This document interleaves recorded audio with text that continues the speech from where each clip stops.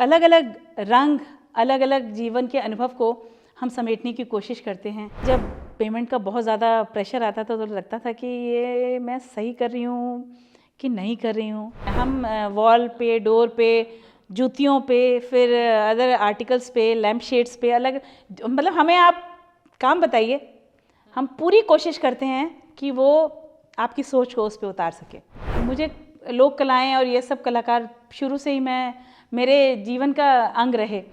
कलाकारों को इकट्ठा करना शुरू किया तो 5 कलाकार और 5 साड़ियाँ, यही है मेरे काम का आधार। इसी से शुरू किया था।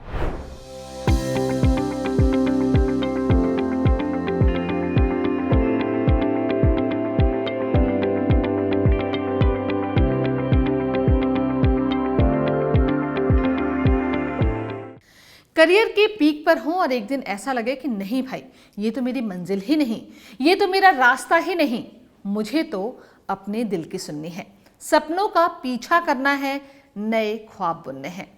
तभी सुनने वालों का दिल धक सा रह जाता है। सलाह आने लगती है कि बना बनाया करियर छोड़कर एक अनजाने रास्ते पर क्यों चलना। लेकिन ख्वाबों का पीछा करने वाले लोग अगर प्रैक्टिकल हो जाएं तो दुनिया बेरंग और बोरिंग हो जाती है। जॉन एलियट साहब का एक शेर है कि और तो क्या था बेचने के लिए, अपनी आंखों के ख्वाब बेचे हैं।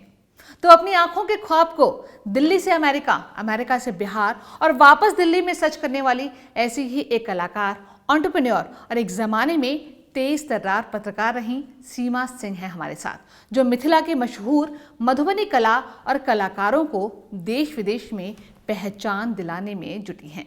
बहुत स्वागत है आपका सीमा जी हमारे स्टूडियो में। नमस्कार। तो सीमा जी, आप मतलब बहुत शानदार काम कर रही हैं। जैसे अगर हम कहा जाए, पत्रकारिता में आप थीं और इसके बाद आप मधुबनी कला के लिए काम कर रही हैं, कलाकारों के लिए काम कर रही हैं। तो ये मतलब ये अचानक ये स्विच आपने कैसे सोचा करियर के बीच में कि भाई मुझे कलाकारों को प्रोत्साहित करना है, कला को प्रोत्साहित करना है? कुछ लाइनें मैं आपको सुनाना चाहूँगी। हमारी लोकगीत की पंक्तियाँ हैं जो हमारे इस काम के स्वभाव को और बर्ताव को बताएंगी। गेंदा के फूल बड़ी लाल गे मलिनिया, गेंदा के फूल बड़ी लाल, किन्हकर बाड़ी में बेली चमेली, किन्हकर बाड़ी गुलाब गे मलिनिया, गेंदा के फूल बड़ी लाल। जिस तरीके से हमारे बागानों में तरह तरह के फूल होते हैं, रंग होते हैं, उसी तरीके से हमारा जीवन है जिसमें तरह तरह के अनुभव होते हैं और उसकी जो महक होती है जो हम दिनचर्या में देखते हैं, वही सब हम मिथिला पेंटिंग में जो है देखते हैं, उजागर करते हैं। उन्हीं तुलिका से जो है उसी के रंग भरने की कोशिश करते हैं। तो अलग अलग रंग, अलग अलग जीवन के अनुभव को हम समेटने की कोशिश करते हैं। एक छोटा सा परिवार बनाया मैंने रूट्स टेल के नाम से, जिसका मतलब है जो परंपरा में जो हमारी जड़ें हैं, जो कहानियाँ हैं, जो शिल्प है, जो लोक है और उनकी जो कहानियाँ हैं उनको हम सामने लेके आएँ कपड़ों के माध्यम से। और अब तो दूसरे और भी जितनी भी नई चीज़ें हैं उन पे उनको उकेरा जाए, ये कोशिश रहती है। तो एक करियर के बाद में जब स्विच करने का सोचा मैंने, तो फिर मुझे लगा कि जो मैं चूँकि बिहार से ही हूँ और बिहार हमारे मन में बसता है। बिहार के लिए हमें 1100 किलोमीटर दूर बार बार जाने आने की ज़रूरत नहीं है, वो हर बिहारी के अंदर है।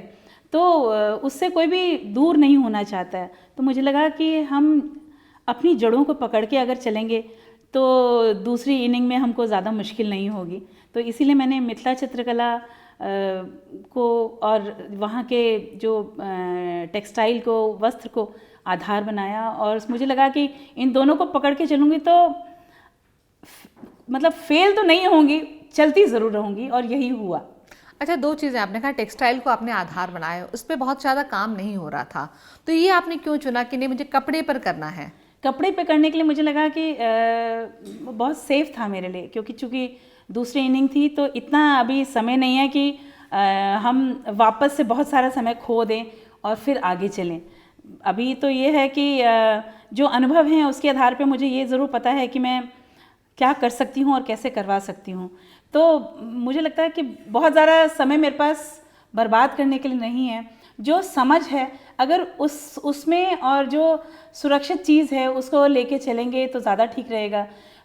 लोग पेपर पे करने वाले बहुत कलाकार मिल जाएंगे आपको, मधुबनी पेंटिंग, मिथिला पेंटिंग करने वाले, और उसमें कंपटीशन भी बहुत ज़्यादा है। और जो कपड़े का जो व्यापार है जिसमें मिथिला चित्रकला की जाती है वो बहुत बड़ा हो सकता है, संभावनाएं बहुत हैं, लेकिन उसके अंदर जो हैं उद्यमी बहुत कम हैं, बहुत ज़्यादा नहीं हैं। और जो हैं वो पारंपरिक तरीके से जो पुराना जो होता आया कि टसर की नेचुरल साड़ियों पे जो है वो काम किया जाए तो वो सेफ़ रहता है। और वो मतलब एक सेट पैटर्न है कि नेचुरल पे जो मल्टी कलर पेंटिंग मिल जाएगी और वही साड़ी जो है बाज़ार में हम लेके आते हैं और वो बिक जाती है। पर मैंने कोशिश की कि जब हम करें या मैंने किया तो फिर मुझे लगा कि नहीं, देश के अलग अलग प्रांत का अलग अलग कपड़ा, अलग अलग रंग, उन सबको अलग तरीके से लेके आया जाए और उसके बाद हमारी जो पारंपरिक लोक कला है उसको मिलाया जाए। और कपड़े और कला दोनों के बीच में ऐसा संयम या संयोजन या सामंजस्य स्थापित किया जाए कि वो एक ही समय में पारंपरिक भी रहे और नए ज़माने को पकड़ के भी रखे, ताकि वो शहर के लोग ले सकें और जो हमारे कलाकार हैं वो बना के उसे लेके आ सकें। तो मतलब आप जैसा कि आपने बताया कि जो आपके ब्रांड का नाम है वो है रूट्स टेल, जड़ों पर वापस लौटने की जो आपकी कोशिश है। आप दिल्ली में पली बढ़ी, नॉर्थ कैंपस में आपका बचपन गुजरा, आपने वहाँ कॉलेज किया, फिर आप अमेरिका गई, बस बीच में आपने पत्रकारिता की। तो ये जड़ों की ओर लौटने का ख्याल कहाँ से आपके मन में आया? बीज पड़ा कैसे? पहले से था या फिर कहीं अमेरिका जाके आपको ये लगा कि नहीं, मुझे वापस अपने देश को कुछ वापस करना है, लौटाना है जो मुझे मिला है? जड़ों से कभी असल में अलग महसूस नहीं किया। हमेशा यही लगा कि मैं वहीं पे हूँ, वहीं की हूँ और कभी अलगाव महसूस नहीं हुआ। हाँ, लेकिन ये ज़रूर है कि जब हम अमेरिका गए तो मैंने देखा कि तब उससे पहले मुझे लगता है कूप मंडूकता की स्थिति थी कि हम लोगों को ये लगता है कि जो हम जितना समझते हैं, जितना देख रहे हैं अपने आसपास, बस वही निश्चित है और वही अंतिम है। लेकिन जब आप बाहर जाते हैं, अपनी चौहद्दी लांघते हैं, तो आपके अनुभव का दायरा भी बढ़ जाता है और फिर समझ में आता है कि दुनिया बहुत बड़ी है और उसमें चीज़ें जो हैं उसका भविष्य सीमित नहीं है, असीमित है, बहुत बड़ा है और उसमें हमें अपनी चीज़ों पे गर्व करना चाहिए और उनको लेके आगे बढ़ना चाहिए। ये नहीं है कि हमें रुक जाना चाहिए। उन्हीं के साथ नए प्रयोग भी किए जा सकते हैं, उन्हीं के साथ हम अपनी पहचान आराम से बना सकते हैं। जो बाहर में मैंने देखा कि जो अपनी भाषा जानते हैं, आप अंग्रेज़ी जाने चाहे ना जाने, लेकिन अगर आप अपनी भाषा हिंदी जानते हैं, आप अपनी भोजपुरी मगही जानते हैं, तो वो ज़्यादा उनके लिए महत्वपूर्ण है, वो ज़्यादा आपको तवज्जो देंगे बजाय इसके कि आप अंग्रेज़ी जाने चाहे नहीं जाने। हमारे देश में हम हिंदी भाषियों के बीच में अगर हम हिंदी में बात करते हैं तो लोग ये स्वीकार करने में, जज्ब करने में जो है बहुत देर लगा देते हैं कि आप भी शायद कुछ खास हो सकते हैं।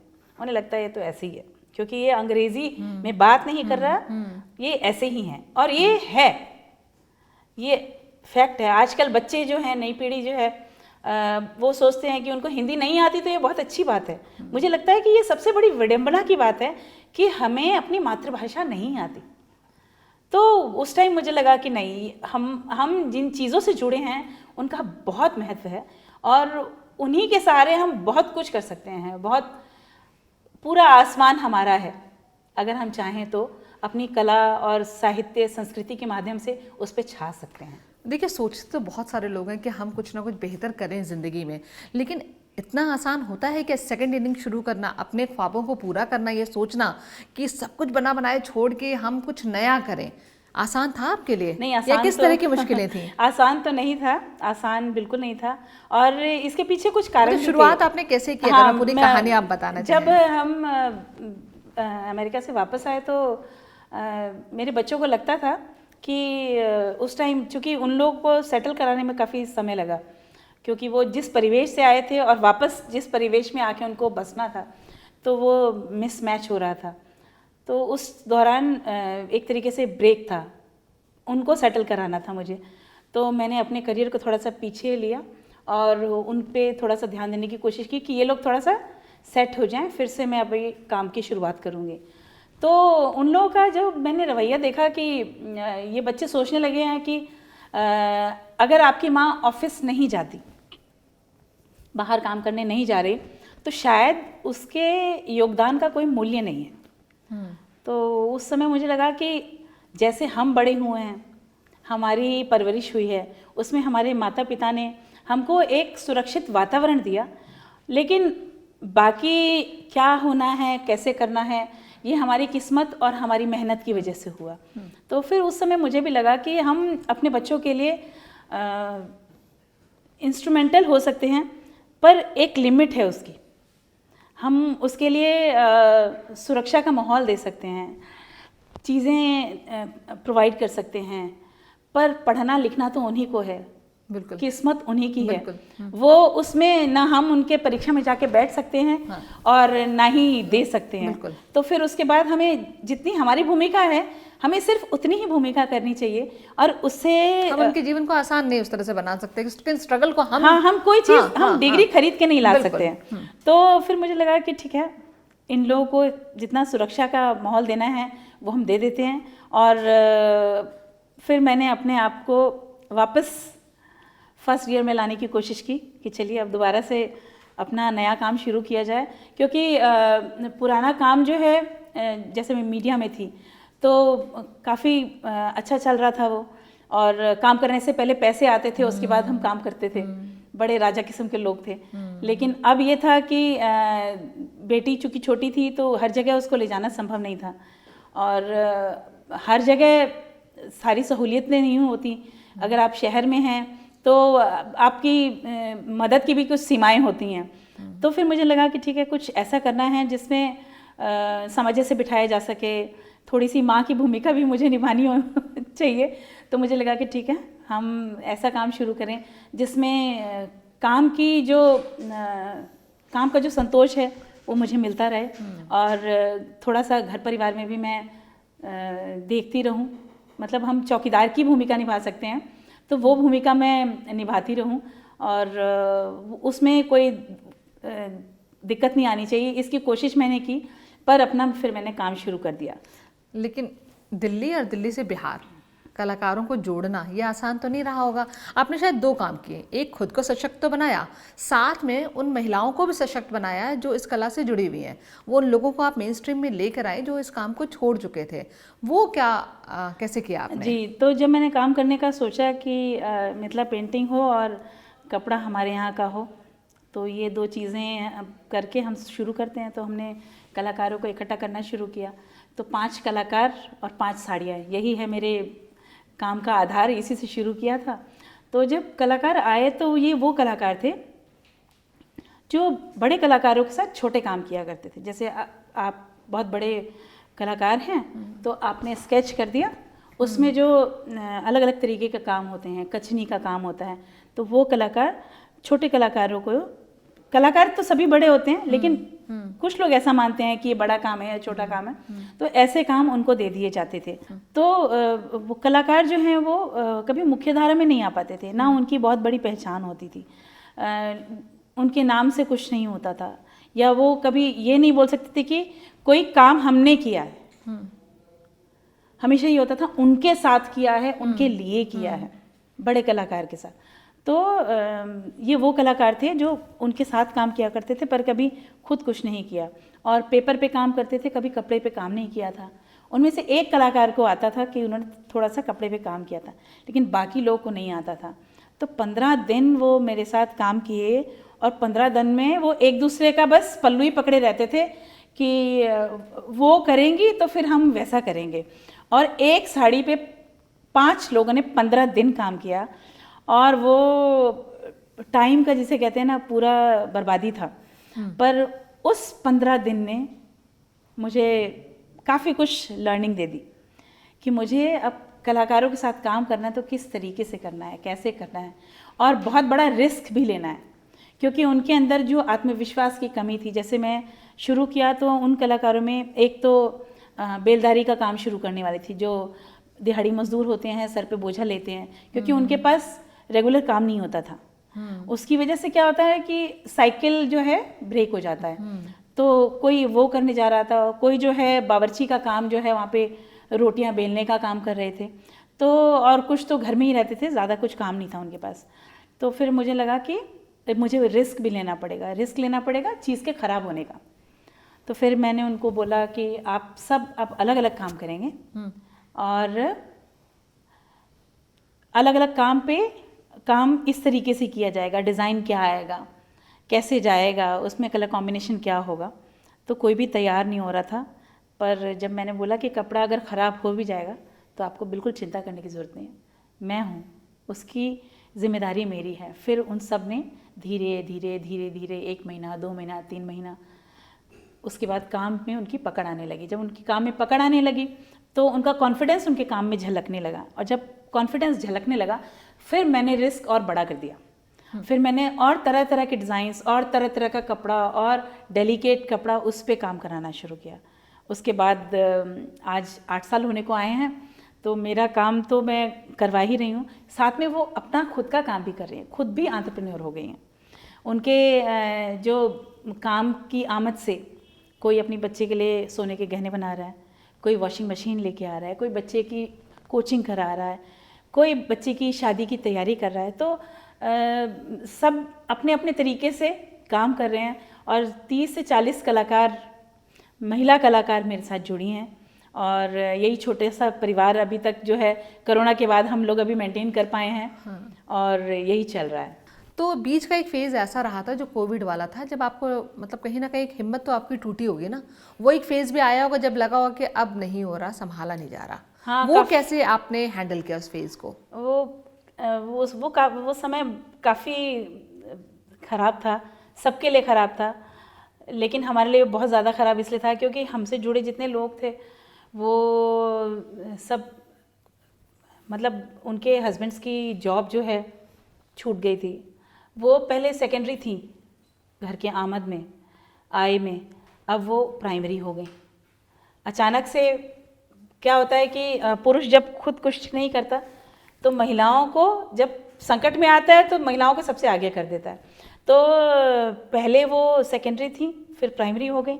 तो अब उन लोगों का प्रेशर था कि उन लोगों को पेमेंट्स चाहिए थी, और हम लोग का ये था कि सामान जो जा चुका था अलग अलग प्लेटफॉर्म्स पे, तो वहाँ से पेमेंट आने में अब बहुत टाइम लग जा रहा था और बिक भी नहीं रहा था। और ऐसे में हमें सामान, हमारी विडंबना ये थी कि हमको सामान बनाते भी रहना था, क्योंकि हाथ से बना सामान है, हाथ से बना सामान बनने में, तैयार होने में काफ़ी समय लगता है। तो उस समय जब पेमेंट का बहुत ज़्यादा प्रेशर आता था तो लगता था कि ये मैं सही कर रही हूँ कि नहीं कर रही हूँ, ये किस लिए कर रही हूँ, सिर्फ कलाकारों के लिए कर रही हूँ, क्योंकि स्टोर भी था, स्टाफ भी था, और ये सब चीज़ इकट्ठे चल रहा था। तो पहले ये होता था स्टोर से कुछ पैसा आता था तो कलाकार को चला जाता था, वीवर्स को चला जाता था, पर अभी तो सब चीज़ बंद हो गई थी और सबको देना था। तो वो टाइम बहुत टफ था, बहुत टफ था। लेकिन एक कमिटमेंट होता है, सबको पता, आपके साथ चलने वाली जो टीम होती है, अगर आप उनके सुख दुख के भागी हैं तो वो भी आपके सुख दुख के भागी फिर बनने लगते हैं। फिर उस टाइम टीम ने बहुत सपोर्ट किया, जितने भी हमारे कलाकार थे उन सब ने बोला दीदी आप कीजिए, जो भी होगा आपसे जो बन पड़ेगा आप देते रहिएगा, हम अब आपको ज़्यादा प्रेशर नहीं दे रहे हैं। और वो लोग काम करते रहे, और फिर मैं काम करवाती भी रही। और जो पैसा उस टाइम आता था, जैसे कुछ ऑर्डर्स हमको बाहर के आते थे, बहुत कम, लेकिन आते थे। जब वो आते थे तो वही थोड़ा थोड़ा करके सब में हम लोग कोशिश करते थे कि सबको चला जाए, ख़ास तौर से कलाकारों का, ताकि किसी को इतनी दिक्कत ना आए। तो कलाकारों में हम लोग यही रहते हैं कि कलाकारों का पैसा निकलता रहे। बाकी सब तो एक दूसरे को संभाल लेते हैं, लेकिन उन लोगों का पैसा निकलता रहे, बहुत ज़रूरी होता है। वो टाइम बहुत ख़राब था, बहुत लोन उस टाइम हमारे पे हो गया था, और लोन लगा था कि छोड़ देते हैं। छोड़ने का पता नहीं क्यों नहीं आया, पर ये ज़रूर लगता था कि क्या मैं सही कर रही हूँ, कभी कभी आता था दिमाग में। पर फिर फैमिली का सपोर्ट ऐसा रहता था कि नहीं, आप करते रहिए, ठीक है, ये गुजर जाएगा, गुजर जाएगा। और वाकई गुजर गया। और हम काम करते करते करते ही रह गए, बंद नहीं हुआ काम, और अभी भी काम चल रहा है। तो अब तो रूट्स टेल एक बहुत मतलब बड़ा ब्रांड बन चुका है, कई सारे आपके मतलब ऑनलाइन प्लेटफॉर्म से आपके कोलैबोरेशन हो चुके हैं। अब इसके बारे में बताइए कि कैसे जो लोग अपना काम शुरू करना चाहते हैं, आप 8 साल में कहाँ से कहाँ पहुँच गए? हाँ, ये ज़रूर मैं बोलना चाहूँगी कि जो महिलाएं होती हैं, हमारी जितनी भी बहनें होती हैं, या जो नए लोग हैं जो काम शुरू करना चाहते हैं, काम शुरू करने के लिए ना काम शुरू कर देना चाहिए। किसी मुहूर्त का इंतज़ार नहीं करना चाहिए। बहुत सारे लोग सिर्फ इसी में रह जाते हैं कि कब परिस्थितियां अनुकूल होंगी तब जाके वो काम करेंगे। ऐसे में मुझे नहीं लगता कि काम होता है। जो भी उद्यम होता है वो करने से होता है, सोचने से नहीं होता। सोचने से उद्यम नहीं होता। आप करोगे, आप गिरोगे, आप उठोगे, आप गिरोगे, फिर आप उठोगे।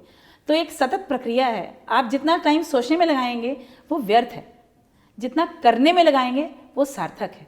तो काम, अगर आपने सोचा है काम करना है तो आपको काम शुरू कर देना चाहिए। ज़रूर ये बात है कि सब सोचते हैं कि हमारे पास इतना पैसा है, नहीं है, थोड़ा और हो जाए, लेकिन वो कोई कारण नहीं होना चाहिए। कारण अगर हम बना देंगे तो फिर हमेशा आपके पास व्यवधान के ही कारण आएंगे, करने का कोई कारण नहीं आएगा। करने के लिए सिर्फ पहला कदम है, पहला कदम उठाना जरूरी है। बहुत इसके बाद जरूरी है। देखेंगे, सोच समझ के नहीं, लगा है कि करना है तो हाँ, करना है। हाँ, क्योंकि आप अगर काम शुरू कर देंगे तो 5 दिन, 10 दिन, 15 दिन, 1 महीना, 2 रास्ते महीना अपने आप बनते चले अपने जाते आप हैं। बनते चले जाते हैं। तो काम करने के लिए काम करना बहुत ज़रूरी है। और आज की पीढ़ी तो बहुत ही समझदार है। छोटे छोटे बच्चे, आप 12वीं के बच्चे देखिए, इतने स्मार्ट हैं, उन्हें पता है क्या करना है, कैसे करना है। छोटे छोटे बच्चों को ये YouTube देख के या बाकी सब चीज़ें देख के समझ में आती है कि हमें क्या करना चाहिए। लेकिन हाँ, करो, सिर्फ सोचते मत रह जाओ। और महिलाओं को तो ज़रूर काम करना चाहिए। बेशक वो उसको अपना बहुत बड़ा करियर ना बनाए, लेकिन काम ज़रूर करना चाहिए, इसलिए ताकि बाहर आने जाने से, काम करने से बुद्धि बहुत खुलती है। फिर वो अपने आसपास के वातावरण पे उसका प्रभाव उनको दिखता है, क्योंकि आप बाहर जा रहे हैं, आप बाहर से आ रहे हैं, आपके घर में माँ हैं, बच्चे हैं, सास हैं, ससुर हैं, सब चीज़ वो देखते हैं। फिर उसमें सामंजस्य स्थापित करने की कोशिश करते हैं। और आपको ये बताना भी होगा, महिलाएं जो काम करती हैं उनमें एक बहुत बड़ा अवगुण होता है कि वो काम करती हैं और सोचती हैं ये काम सिर्फ काम चलाने के लिए है, ये काम मुख्य है।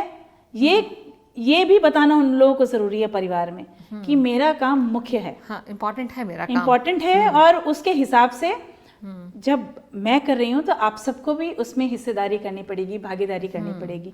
उसके बाद असर ये होता है कि जो आपके बच्चे होते हैं वो फिर समझते हैं कि हमारी माँ काम पे जा रही है, कितना सेक्रीफाइस कर रही है। आज नहीं समझेंगे, कल समझेंगे, कल नहीं समझेंगे, परसों समझेंगे, लेकिन उनके फिर व्यवहार में आता है कि हमें कामकाजी माँ के साथ कैसे व्यवहार करना है, कैसे हमें रहना है, कैसे हमें अपनी चीज़ों का ध्यान रखना है। तो वो उनके व्यवहार में आज नहीं कल तो आ ही जाता है। तो उनके जीवन को जीने का जो परसेप्शन है वो भी चेंज होता है। अच्छा, इससे जुड़ा एक सवाल मुझे याद आता है, मतलब बेसिकली मैं पूछना ही चाहती हूँ कि कला के फलने फूलने के लिए ज़रूरी है कि उसकी कद्रदान हो।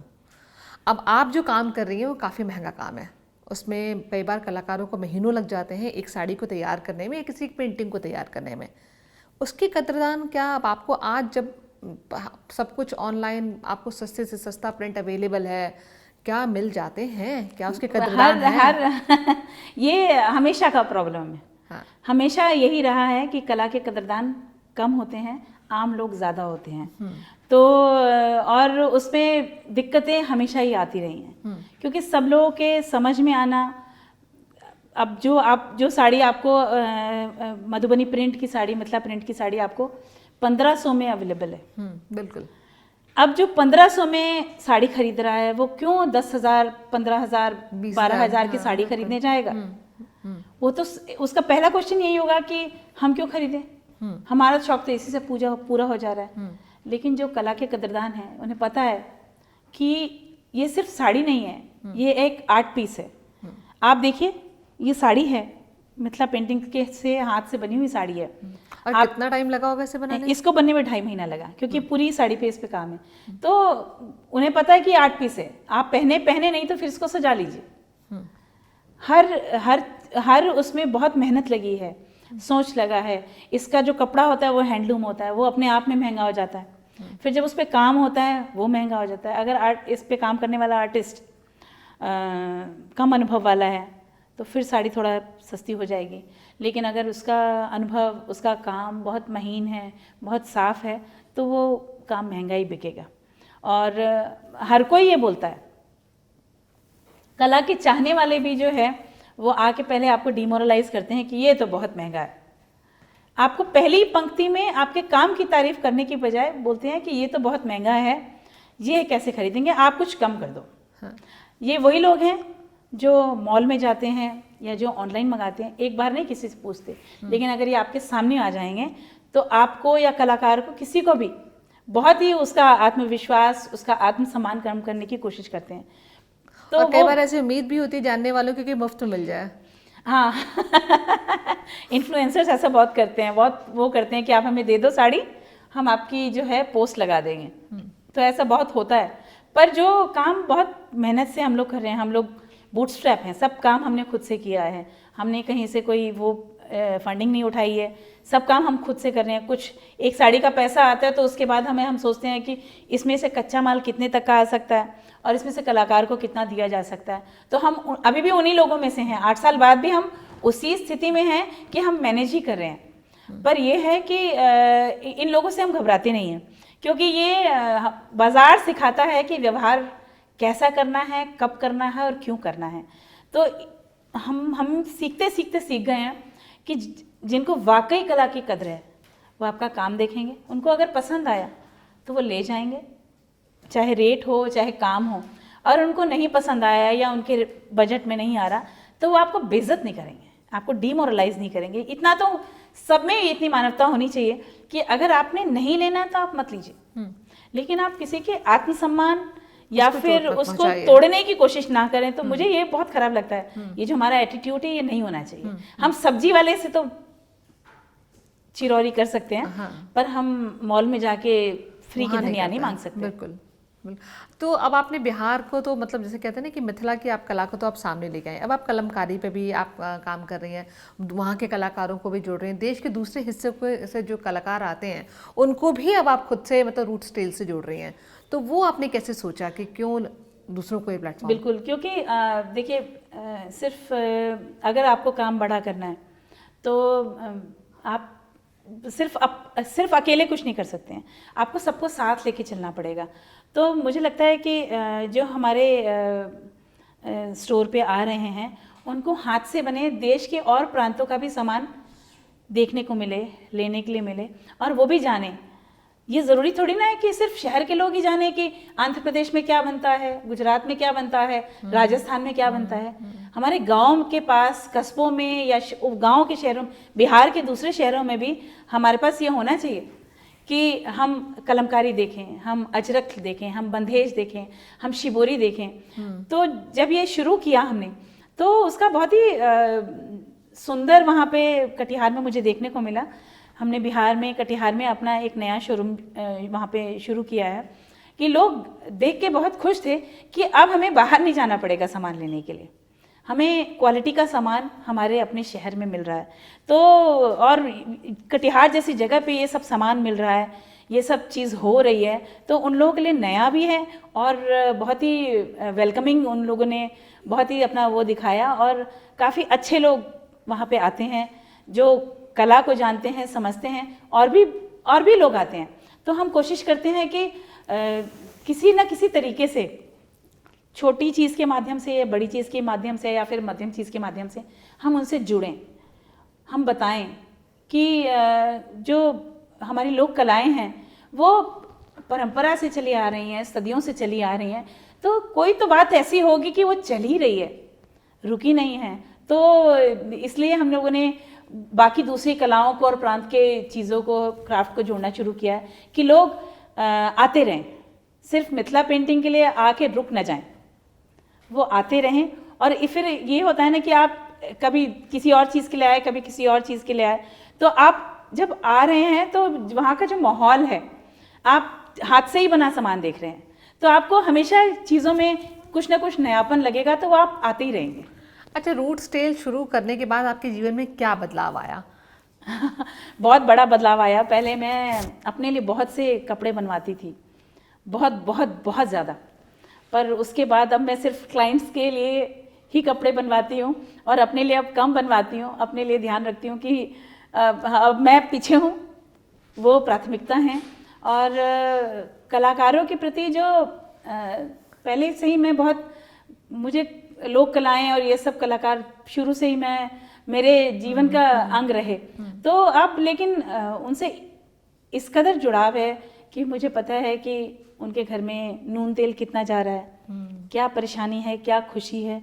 और जो कला है वो मेडिटेशन का एक भाग है, ध्यान की वो बहुत ही सुंदर अवस्था है जिसमें आप अपने दुख दर्द को भूल सकते हैं। आप अपने कलाकारों के साथ जब बैठते हैं, आप खुद भी करती हैं? हाँ, मैं खुद भी करती हूँ। गाड़ी चलानी है तो आपको ब्रेक, स्टीयरिंग, सब चीज़ का पता होना चाहिए, स्टेपनी चेंज करनी है कब, तो उन सब का अंदाज़ा होना चाहिए आपको। ये तो अपने आप में बड़ा ही मुश्किल काम है ना। अब घंटों ड्राइंग में लगे रहें, रंग भरने में लगे रहें, तो घर वाले कुछ कहते नहीं हैं? नहीं, अब ये उनके भी जीवन का हिस्सा है, क्योंकि जब आदमी कोई करता है, कोई भी कलाकार, मैंने देखा है उन लोगों को करते हुए, उन लोगों को मगन होते हुए, और वो खुद भी अनुभव किया है थोड़ा थोड़ा सा। मैं बहुत ज़्यादा तो नहीं अपने आप को कहूँगी, हाँ एक छोटी सी कोशिश मैं कर रही हूँ, तो वो अवस्था बहुत अलग होती है। आपने बहुत खूबसूरत से कोई डोर डिज़ाइन किया था। हाँ, हम करते हैं, हम वॉल पे, डोर पे, जूतियों पे, फिर अदर आर्टिकल्स पे, लैम्प शेड्स पे, अलग, मतलब हमें आप काम बताइए, हम पूरी कोशिश करते हैं कि वो आपकी सोच को उस पर उतार सके। अच्छा सीमा जी, एक चीज़ बताइए, जब आपने काम ये शुरू किया तो परिवार में कुछ लोग तो रहे होंगे जिन्होंने आपको सपोर्ट किया होगा, कुछ तो ऐसे रहे होंगे जिन्होंने आपको पीछे खींचने की कोशिश की होगी कि सीमा ये क्या कर रही हो, कहाँ अपने करियर पे कुल्हाड़ी मार रही हो, अपने पैरों पे कुल्हाड़ी मार रही हो? हाँ, मेरे घर में जो है मेरे मायके साइड से, तो चूँकि हम लोग हमेशा यूनिवर्सिटी के इर्द गिर्द ही रहे, दिल्ली यूनिवर्सिटी के, तो वहाँ का माहौल जिस तरीके से था, तो हमारे मम्मी पापा को यही था कि लोग, बच्चे पढ़ें या फिर टीचिंग प्रोफेशन में जाएं या इस तरीके से कुछ करें। जैसे मेरी छोटी बहन प्रोफेसर है, भाई जो है इंजीनियर है, और सबसे छोटी बहन मेरी सीए है, तो सभी बहुत वेल सेटल्ड हैं। तो और आप नहीं है उनकी नज़रों में? हाँ, उनकी नज़रों में मैं नहीं रह पाई। पहले उन्हें लगता था कि ये मीडिया का ये क्या काम है, तो ये देर रात जाना, फिर सुबह जल्दी चले जाना, तो ये किस तरीके का काम है। पर उस टाइम भी जब मैं इंटरव्यूज़ करने लगी, लोगों से मिलने लगी, बड़े बड़े लोगों से, कलाकारों से मिलने लगी, तो मेरे पिताजी का परसेप्शन जो था पहले कि ये क्या काम कर रही है बेटा, तो काफ़ी चेंज हुआ। वो चेंज होके एक बेस तैयार हुआ ही था कि मैंने ये दूसरा शुरू किया। तो अब मेरी मम्मी बम फोड़ दिया।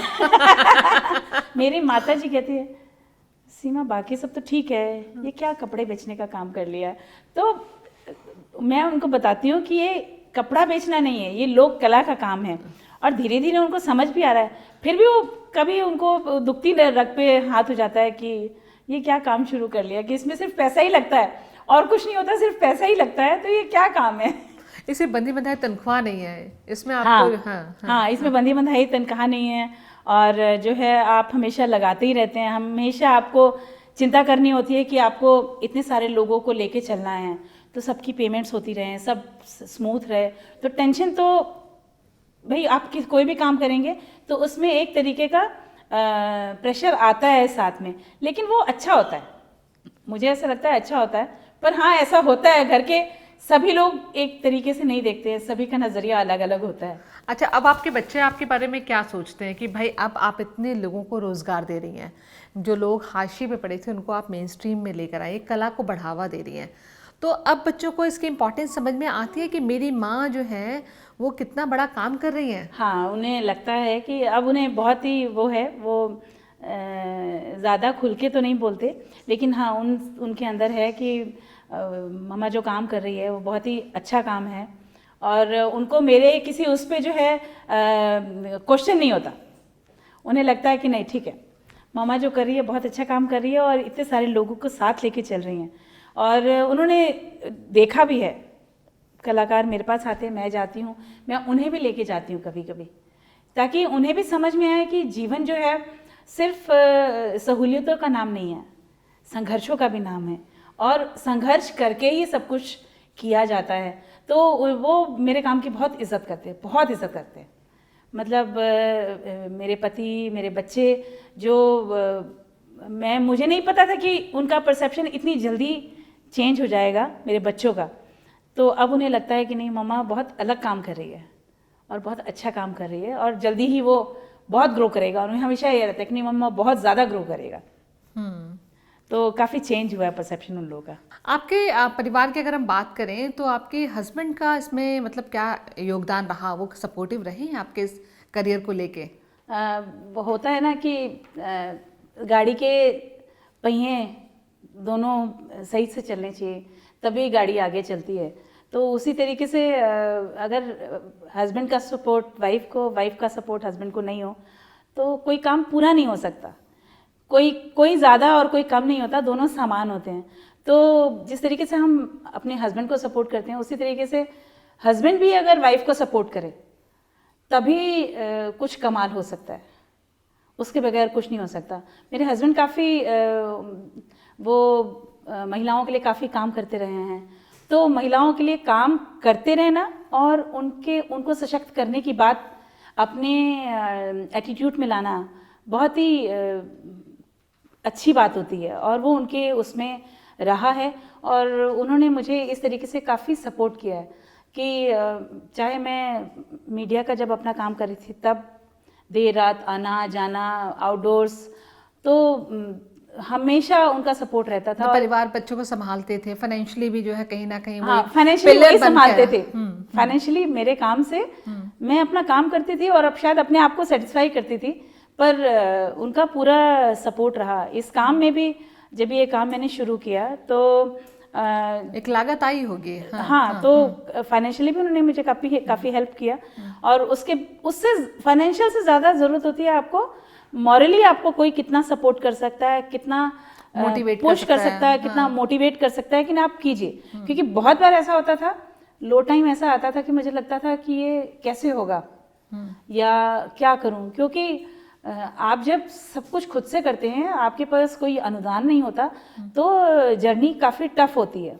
ऐसे में आपको कोई सपोर्ट करे और आगे बढ़ने के लिए बोले, और आपसे कोई अपेक्षा ना करे कि इसके एवज में आप मुझे ये करके दीजिए या इसके एवज में आपको ये करना चाहिए। वो स्वतंत्रता आपको मानसिक तौर पे अगर कोई सपोर्ट कर रहा है, दे रहा है, तो वो बहुत ही ज़रूरी होता है, हर महिला के लिए ज़रूरी होता है। तो हर काम करने वाली महिला को ऐसा पति मिलना चाहिए, ऐसा सपोर्ट भी मिलना चाहिए कि उसके हस्बैंड बोलें कि आप काम कीजिए, मैं आपके साथ हूँ, आप ये संभालिए, मैं आपके साथ। बहुत बड़ी बात है, तभी आप ग्रो कर सकते हैं, तभी हम ग्रो कर सकते हैं, और हम एक नई चीज़ को, हम एक नए विस्तार को साकार कर सकते हैं।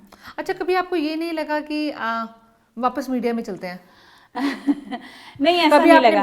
नहीं, मैंने जब जो किया उसको बहुत एंजॉयमेंट के साथ किया। जब मीडिया में थी तो उस समय मैं आकाशवाणी जाती थी और तब प्रोग्राम्स करती थी, वो भी बहुत मन से किया। फिर जर्नी बढ़ती गई, प्रोडक्शन में आए, इलेक्ट्रॉनिक मीडिया में आए हम लोग, तो उसको भी बहुत एंजॉय किया, रिपोर्टिंग को एंजॉय किया, एंकरिंग को एंजॉय किया, प्रोडक्शन को एंजॉय किया, और हमेशा सीखने की भी काफ़ी ललक रही।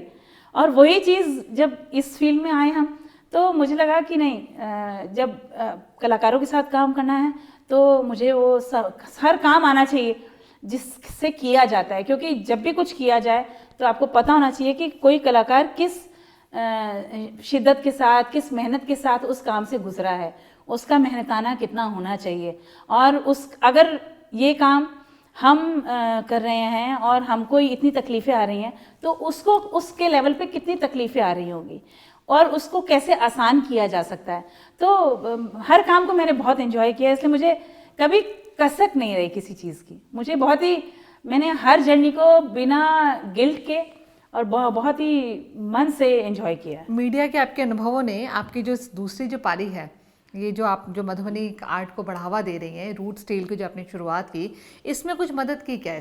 हाँ, बहुत मदद की। जैसे कि हम लोग कलाकारों के साथ काम करते रहे, साथ में मुझे ये ज़रूर था कि वीडियो डॉक्यूमेंटेशन इसका होते रहना चाहिए, इस पे कुछ फिल्म बनती रहनी चाहिए। तो वो मैं कर रही हूँ। मैं अलग अलग जगह जाके शूट करती हूँ, कलाकार क्या कर रहे हैं, कैसे कर रहे हैं। और मुझे एक चीज़ है, मुझे लगता है कि ये इसका वीडियो डॉक्यूमेंटेशन प्रॉपर होना चाहिए। कलाकारों के इंटरव्यूज़ होने चाहिए, वो क्या सोचते हैं। लोग बात करते हैं कलाकारों की, ये इतने बड़े कलाकार हैं, वो उतने बड़ा कलाकार हैं, लेकिन उसकी शैलियों पे भी बात होना चाहिए कि क्या शैली है उसकी, क्या शैली है, वो किस चीज़ में बहुत आगे माने जाते थे और क्या कारण था, और उनकी कला के विस्तार में क्या क्या चीज़ का योगदान रहा। वो चीज़ें आनी चाहिए जो आने वाली जनरेशन को, आने वाले कलाकारों को प्रेरित कर सके। अच्छा, काम करवाना आसान नहीं होता है। हाँ बिल्कुल। वो कितना आपके लिए मुश्किल रहा कि आप जा रही हैं और आपको जो है वहाँ पर जाके जो कलाकार हैं, लोक कलाकार हैं, उनको जो है उनसे काम आप करवाएं? किस तरह की मुश्किलें, किस तरह की चुनौतियाँ आपके जीवन में रहीं? काम जब ये एक होता है तो इसमें आप मान के चलिए 100% में से 70% आपका काम सही होगा और 30% काम आपका खराब होगा। खराब होगा इन द सेंस कि कलाकारों से काम करने के दौरान जो है कपड़े पे कहीं रंग आ जाएगा, कहीं छूट जाएगा, गलती से कहीं लग जाएगा।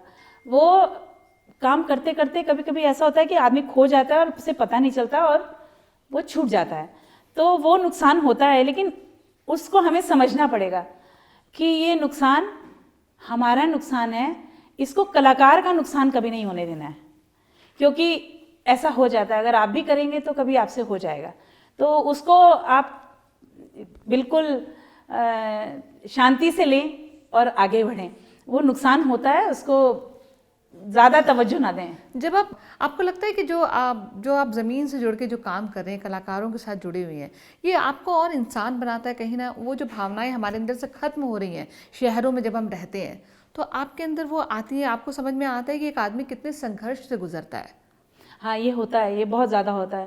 पहले वो संवेदनाएं और जो है और ज़्यादा जागृत होती हैं। हाँ, बहुत ज़्यादा हम लोग, क्योंकि हम लोग जुड़ते हैं तो हमें समझ में आता है कि बहुत सारे खर्चे ऐसे होते हैं जो हम लोग शहरों में आराम से कर देते हैं, पर कुछ टाइम के बाद में मुझे लगने लगा कि ये गैर ज़रूरी है। उसके बाद मेरे बच्चे कभी बोलते थे कि मम्मा ये दिला दो या मम्मा ये कर दो, तो मुझे ना पता नहीं क्यों हमेशा लगता था कि चेहरा याद आता है। मतलब मुझे लगता था कि शायद इस रकम से, इस पैसे से किसी की ये ज़रूरत पूरी हो सकती है, तो उसको हम यहाँ खर्च करें कि नहीं करें, ये इतना ज़रूरी। तो मैं उन्हें मना करती थी कि नहीं नहीं, इस पे ये खर्च करना ज़रूरी नहीं है, इसको छोड़ दो।